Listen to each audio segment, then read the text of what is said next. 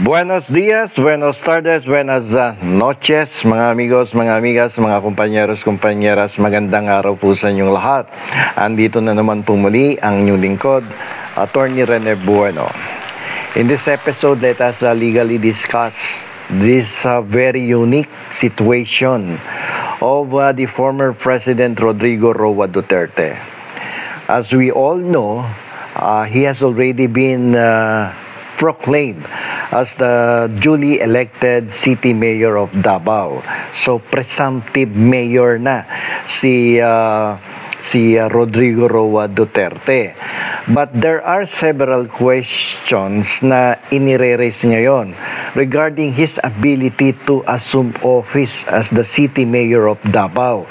Because at present, si former President Duterte, he is presently detained, diyan sa International Criminal Court sa The Hague, Netherlands. So we will make an analysis of this very unique situation of Rodrigo Roa Duterte. So ang primary legal framework governing this very unique situation is the Omnibus Election Code of the Philippines. Itong tinatawag na Batas Pambansa 881. At pag-uusapan natin to particularly with reference to Section 11 of the said BP 881.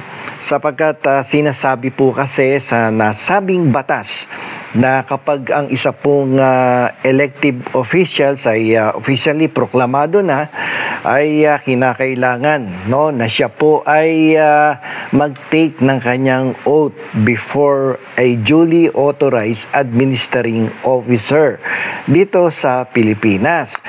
So that he can assume his office.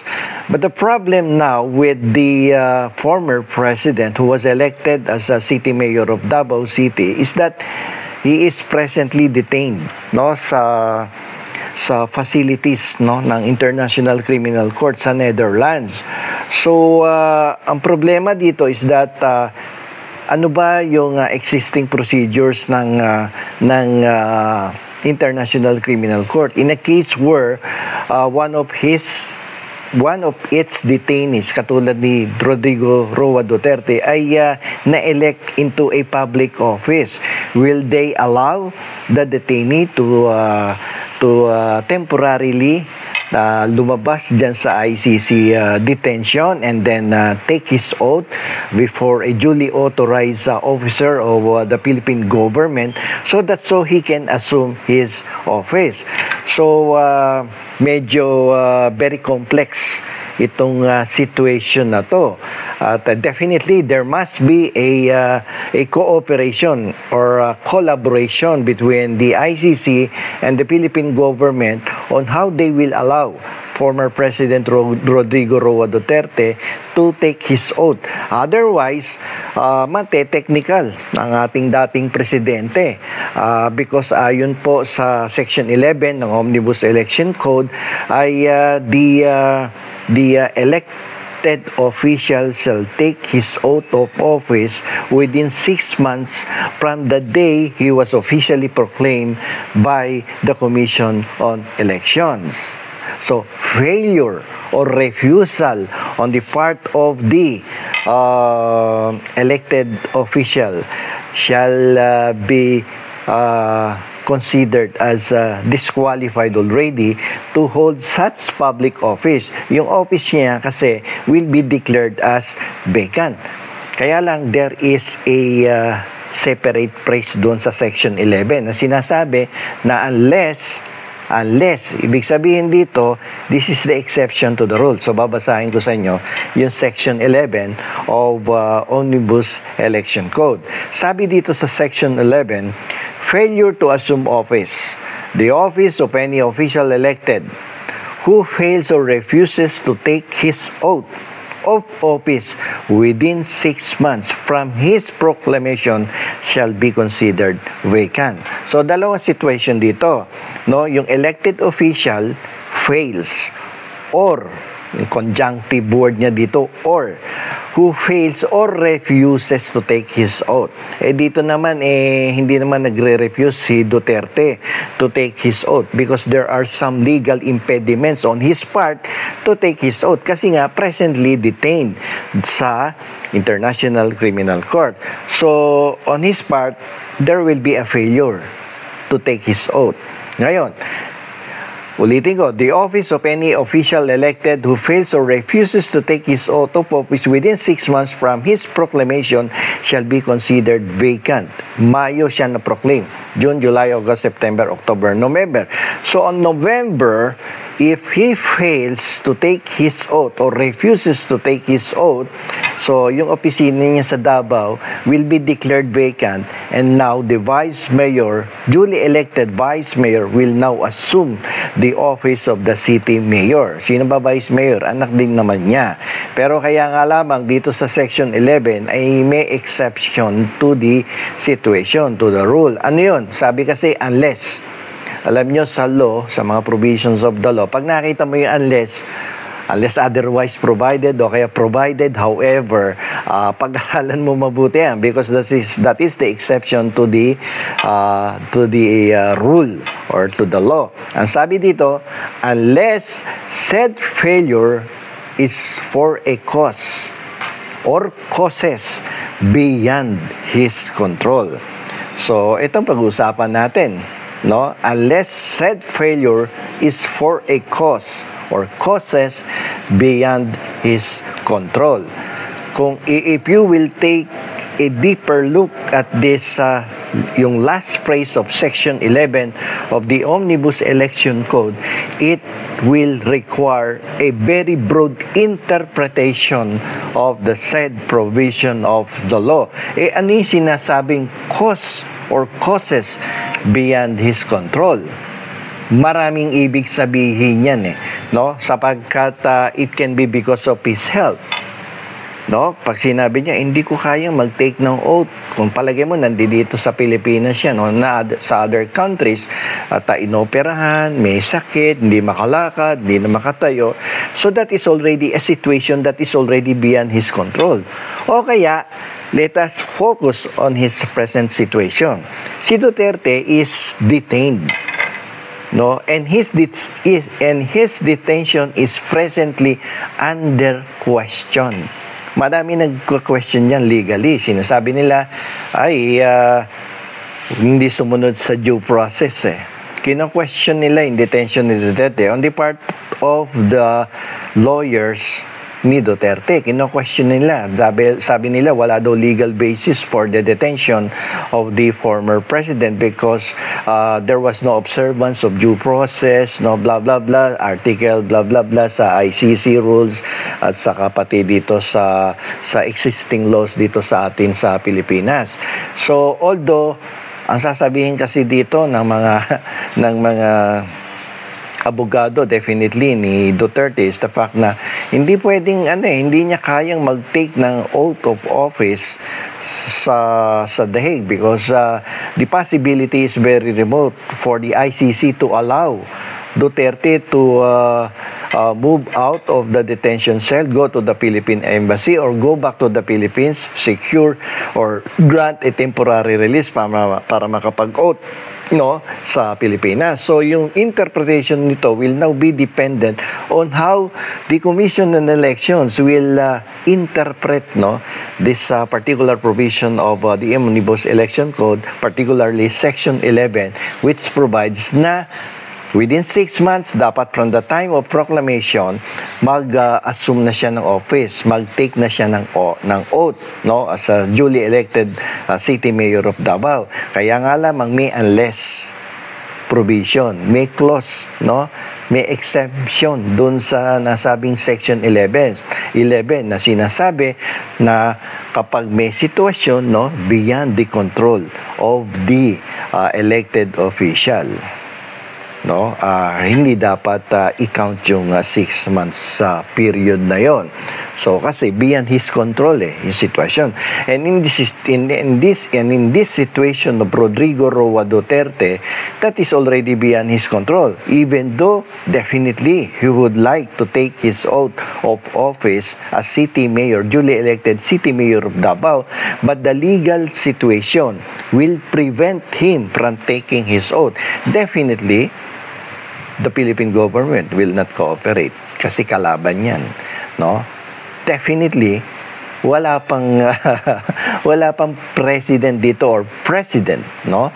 Wala pang previous cases, no, na ganito ang sitwasyon na katulad ng kay Rodrigo Roa Duterte na ang isang politiko na halal sa isang public office at kinakailangan mag-take ng kanyang oath upang makapag-assume siya as a duly elected city mayor or senator or congressman or even vice or president of one particular country.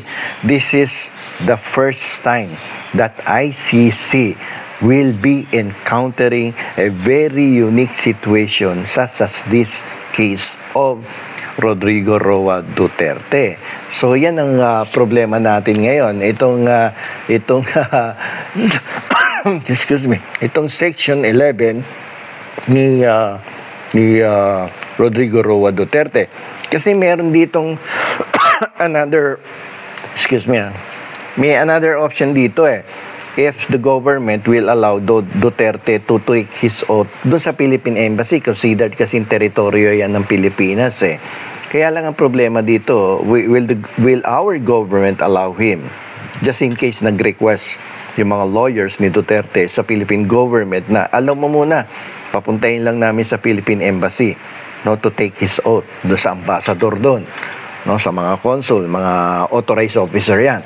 Kaya nga lamang, another legal problem is that will the ICC allow Duterte to temporarily get out of the facilities of ICC and then take his oath of office doon sa Philippine Embassy sa Netherlands? That is another problem.